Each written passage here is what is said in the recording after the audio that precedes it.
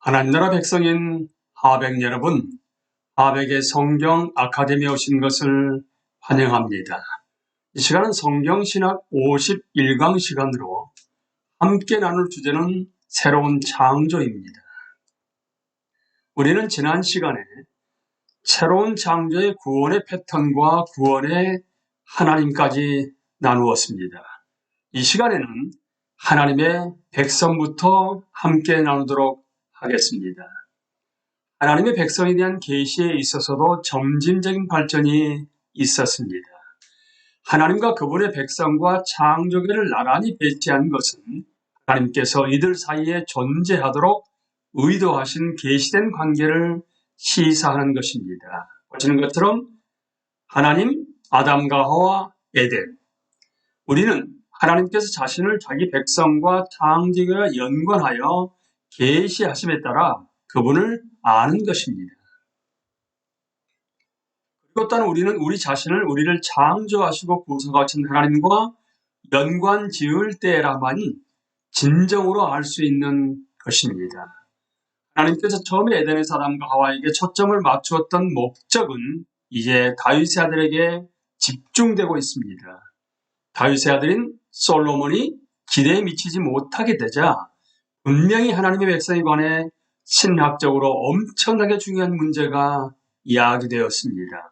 물론 이 점에 있어서 솔로몬 이전에 그 누구도 그만큼 기대에 걸맞은 적이 없었지만 그래도 솔로몬의 실패로 인하여 마침내 이스라엘의 삶 속에서 드러나던 하나님 나라의 모든 외적이고 역사적인 표시들이 취소되기에 이르렀습니다. 그렇다면 이러한 재앙에 대한 선지자들의 견해는 어떠하였겠습니까? 이스라엘과 유다는 언약을 깨뜨렸으므로 정죄를 받고 하나님의 심판이 임하리라고 선포되었습니다. 그러나 여전히 소망은 있습니다. 이 소망은 하나님의 열심과 이 열심에 대한 신실하심이 갖는 무조건적인 성격의 토대를 둔 것입니다. 하나님의 백성 및 이들의 회복과 연관된 주제들이 선지서 안에 많이 있습니다. 어떤 한 집단이 국가적인 회복 및 포로된 자들이 약속의 땅으로 다시 되돌아오는 일과 연관을 갖게 됩니다. 때때로 이 집단은 남은 자, 즉 주님을 기다리는 믿음을 가진 적은 무리로서 묘사됩니다. 포로된 자들이 다시 돌아온다는 것은 또한 이스라엘이 약속의 땅으로 돌아올 때에 어떻게든 외국인들도 포함되며 이로써 구원이 열국에게도 미친다는 것을 의미합니다. 다른 곳에서는 이러한 돌아옴을 제2의 출애굽으로 묘사하고 있습니다. 제2의 모세로서 적어도 2명의 중심 인물이 있습니다. 이들은 이스라엘을 대표하며 구원하시는 하나님의 임재와 그분의 사역에 대한 중보자 역할을 합니다. 그 두 인물은 다윗 또는 다윗의 후손과 주님의 고난받는 동입니다. 다윗을 통한 하나님의 영광스러운 다스림은 장차 올 나라에서 중심적인 요소인 것입니다. 그러나 다윗이나 또는 그의 후손 중 한 사람이 다스리는 역할을 성취하기 위해 돌아올 것을 선지자들이 예언하고 있느냐 아니냐는 중요하지 않습니다. 이 사실은 신약 성경에서 분명히 드러나고 있기 때문입니다. 신약 성경은 예수님을 가리켜 다윗의 계열에서 나신 진정한 왕이시므로 다윗의 아들이며 동시에 하나님의 아들이라고 말씀하고 있습니다. 한편 고난받는 종은 이사야서 4곳에서 제시되고 있는 인물입니다. 그는 들리지 아니하며 겸손하며 긍휼이 많은 분이시지만 배척과 수치와 죽음을 당합니다. 이로써 그는 이스라엘에게 구원을 가져오며 열방에게 빛을 줍니다. 마침내 그는 말할 나위 없이 분명하게 부활을 통해서 하나님에 의해 옹호받고 지극한 높임을 받게 됩니다. 그러나 이 종이 과연 누구인가 하는 문제는 상당히 논란이 많습니다. 그는 이스라엘이며 동시에 그의 사역은 이스라엘에 대한 것이기 때문입니다. 하지만 이 점에 있어서는 우리가 다윗의 아들은 이스라엘을 대표하는 인물, 즉 그는 이스라엘을 위해 일하는 동시에 참 이스라엘인이라는 사실을 기억한다면 그게 문제될 것은 없습니다. 고난받는 메시아에 대한 지식을 얻기 위해서는 굳이 이사야서에 있는 이른바 4개의 종의 노래에만 의존할 필요는 없습니다. 하나님에 의해서 중보자로 선택되어 이스라엘에게 구원을 주면서도 자기들에게서 도움을 받는 자들에 의해서 도리어 천시당하고 배척당하는 자들을 다루는 내용은 계속되어 온 주제이기 때문입니다. 이러한 중보자들 중에서 가장 분명하게 드러난 인물은 요셉과 모세와 다윗입니다. 따라서 다윗의 메시아 역할은 그가 실제로 왕이 되기 이미 오래전에 시사되었고, 또한 그가 하나님의 옹호하심이 있기 전에 많은 고난을 받아야 하는 것은 우연한 일이 아닙니다. 엠마오로 가는 제자들이 이러한 사실을 잘 이해하고 있었다면 그들은 그리스도께서 그의 영광에 들어가시기 전에 고난을 받아야 한다는 것을 분명히 알았을 것입니다. 하나님의 백성은 마침내 선지자들에 의해 고난받는 메시아 왕으로 대표됩니다. 이분은 많은 사람들을 위해 하나님의 모든 뜻을 성취하시는 분이시며 이렇게 하심으로써 많은 사람들에게 구원을 가져오시는 분이십니다. 이제 약속의 땅으로 넘어갑니다. 하나님과 그의 백성에 이어서 하나님 나라의 3번째 요소는 하나님의 백성이 그분과 교제하며 살아가는 장소입니다. 구약 성경은 일반 대중이 생각하는 어떤 막연한 개념, 즉 사람이 죽고 나면 육체를 떠난 영혼들이 사는 저 밝고 푸른 하늘 위에 어떤 영역이 있을 거라고 생각하는 그런 사고가 존재할 수 있는 아무런 토대도 제공하지 않습니다. 하나님께서는 육체를 가진 사람들은 아담과 하와 이 땅에 있는 에덴에서 교제하셨습니다.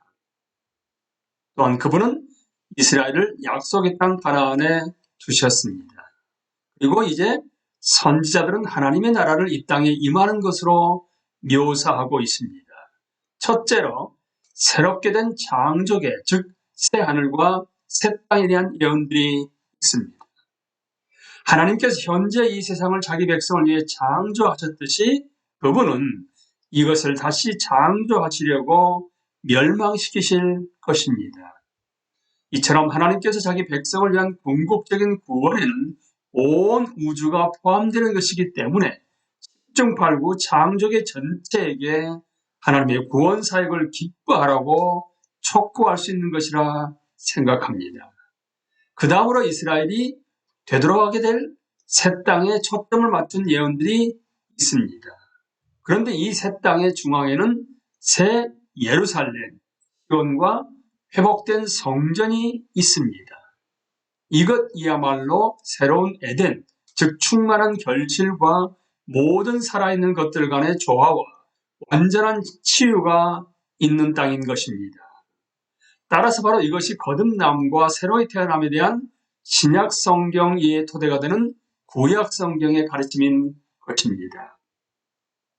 의뢰 거듭남이라고 하면 사람들은 먼저 하나님의 자녀 개개인의 거듭남을 머리에 떠올리게 되지만 우리는 거듭남이란 우주 그 자체를 포함하는 폭넓은 것이라는 사실을 기억할 필요가 있습니다. 약속의 땅에 대해 정리합니다. 맨 처음에는 에덴으로 표현되었고 그 다음에는 가나안 땅으로 표현된 약속의 땅은 마침내 새로운 땅에 있게 될 가나안 땅으로 그려집니다.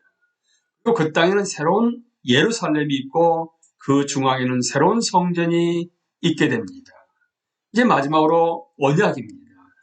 하나님과 그분의 백성 간의 관계를 나타내주는 중심적인 표현은 언약입니다. 이 언약이 원하는 성경 신학에서는 그것의 동일성과 다양성을 중시합니다. 하나님께서는 자신의 나라를 수립하시는 목적 하나에만 전적으로 마음을 기울이십니다. 따라서 언약도 하나입니다. 다만 이 언약은 구원 역사의 과정에서 수없이 다양하게 표현되는 것입니다. 이런 표현들 중 처음 것은 하나님께서 창조에 대하여 가지신 열심입니다. 그러나 하나님과의 언약 대상자인 인간의 반역으로 인하여 모든 관계들이 혼란 속으로 빠져들고 말았습니다. 그 이후에 구원에 대한 하나님의 열심은 일련의 언약적인 진술들로서 표현됩니다. 이제까지 우리는 노아 언약, 아브라함 언약, 신의 산 언약, 다윗 언약을 살펴보았습니다. 선지자들의 종말로는 이스라엘의 과거에서 구주자들을 뽑아냈고 이로써 하나님의 하나의 언약에 대해 그분의 신실하심이 계속된다는 점을 시사해 줍니다. 회복에 관한 모든 주제들은 이런저런 언약적인 표현들과 연관되어 있습니다. 그러나 장차 올 하나님의 나라가 완전하고 영광스럽고 영원하게 되는 것과 마찬가지로 그 백성도 그 언약에 신실할 수 있도록 어떤 조치가 있어야만 할 것입니다. 그래서 선지자들은 그 백성이 새로워진 땅으로 되돌아올 것뿐만 아니라 그 백성들까지도 새로워지게 될 것을 예고합니다. 한 문단이 놀랍게도 그 백성의 마음에 기록될 새로워진 언약에 대해 언급하고 있습니다. 그리고 그렇게 되면 그들은 진정으로 주님을 알게 될 것이며 그분의 뜻을 완전하게 지키게 될 것이라고 말합니다. 또 다른 예언은 마음이 영적으로 새로워져 너희는 내 백성일 것이고 나는 너희 하나님일 것이다. 라는 언약의 핵심적인 간추림이 그대로 이루어지는 일을 묘사하고 있습니다. 이제 정리합니다. 모든 것이 회복되리라고 예언된 간추림입니다. 이제 선지자들은 실패한 이스라엘 나라에 만들어진 간격을 메우게 됩니다. 그들은 하나님의 모든 목적들이 장차 다 이루어질 것을 말합니다. 이스라엘이 하나님의 구원 역사를 그들의 역사에서 경험한 것은 궁극적이고 진정한 구원사에게 그림자인 것입니다. 이러한 참 구원에서는 하늘과 땅을 포함하여 만물이 회복될 것입니다. 하나님 나라입니다. 이제 우리가 함께 공부한 이 부분에서는 선지자, 하나님 여호와, 인간으로서 신실한 남은 자, 세상은 새 성전과 예루살렘, 그리고 회복이 예언됨입니다. 주요 주제들은 이스라엘의 역사 안에 나타난 구원의 패턴, 하나님의 말씀과 구원 사역들을 통한 하나님의 계시, 장차 올 하나님 나라에 대한 선지자들의 계시입니다. 중심 낱말들은 종말론입니다. 마지막으로 앞길에 대해서 나누겠습니다. 하나님 나라에 대한 선지자들의 약속이 있고요. 예수님께서 그 예언을 이루셨다고 말씀하시는 누가복음 24장 27절과 44절이 있습니다. 그리고 마지막으로 그리스도께서 그 모든 예언을 이루셨다고 하는 사도들의 메시지가 사도행전 13장 32절부터 33절, 고린도후서 1장 20절에 나와 있습니다. 감사합니다.